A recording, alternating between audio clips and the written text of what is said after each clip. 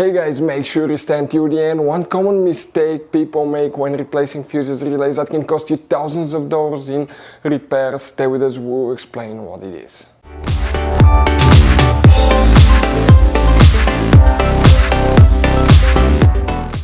Hey guys, welcome back to Auto Repair guys. Thank you guys for watching and subscribing to the channel. Today will be super helpful video to any of you guys having a Mercedes E-Class, that generation here from year 2010 to year 2016. This is known as generation W212.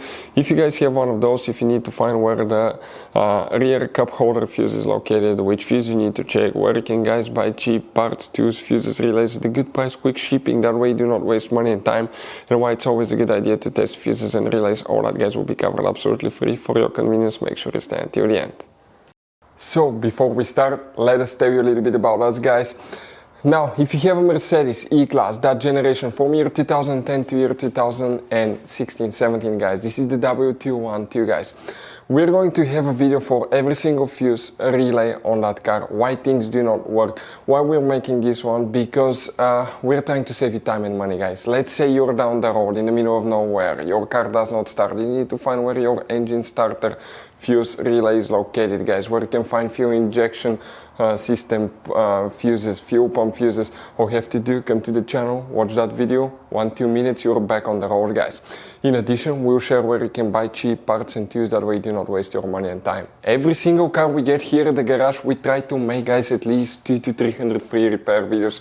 We take them completely apart, we show you how to fix mechanical, electrical, engine work guys, body work, a little bit of everything. And we have more than 12,000 free repair videos on our channels that can save you thousands of dollars guys in free repair videos. Check it out if you need help with that. So let's go ahead and start on it now. So the rear cup holder guys, which fuse you need to check, we'll demonstrate that on this generation Mercedes E-Class here. This guys is the pre-facelifted model right here. This is the facelifted model, but that's the same generation, so it should work for both. Now you guys have multiple fuse boxes, okay, in that Mercedes, but we'll work in one that's in the trunk. So go ahead, open the trunk, and here guys on the side you have that cover that you need to pull out. Once you do that, you'll find the main trunk fuse box with a layout that will look like this one here.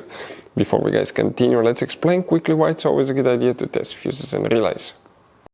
So it is super important guys to always test fuses and relays, and something else as well, common mistakes people make. Sometimes you may think that a fuse is good, or you cannot actually see if the fuse is clearly burned, and in that case guys you may put the fuse back together and you may end up spending money and time on parts you don't need, and all we had to do is just test the fuse. So we'll put a link in the description of the video below how to test the fuse. It takes only a few seconds to find out for sure if it's good or bad. The same thing for relays guys, okay? Some of those could be really expensive on cars, so we'll put a link in the description of the video below how you can test relays. And for some certain fuses guys, it's important to disconnect the car battery when removing them, otherwise you can burn the electronics. And for instance, working on airbags, fuses or anything like that, you need to wait at least 1 hour after disconnecting the car battery. And if you're not qualified and certified to work on airbag system, I will never recommend to do that guys.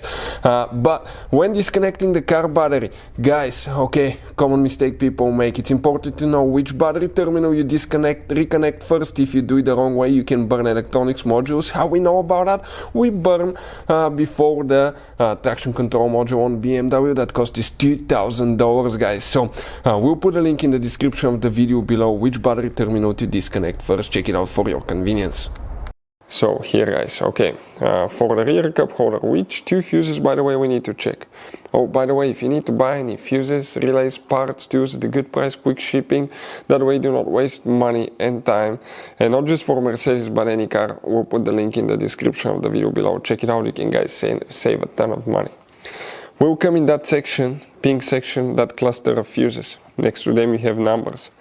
The first one that we need to check, okay, will be fuse number 76. The second one will be fuse number 77. You have the numbers listed right next to them. If you guys have any questions, don't hesitate to let us know. Hopefully the video was helpful, and see you guys next time.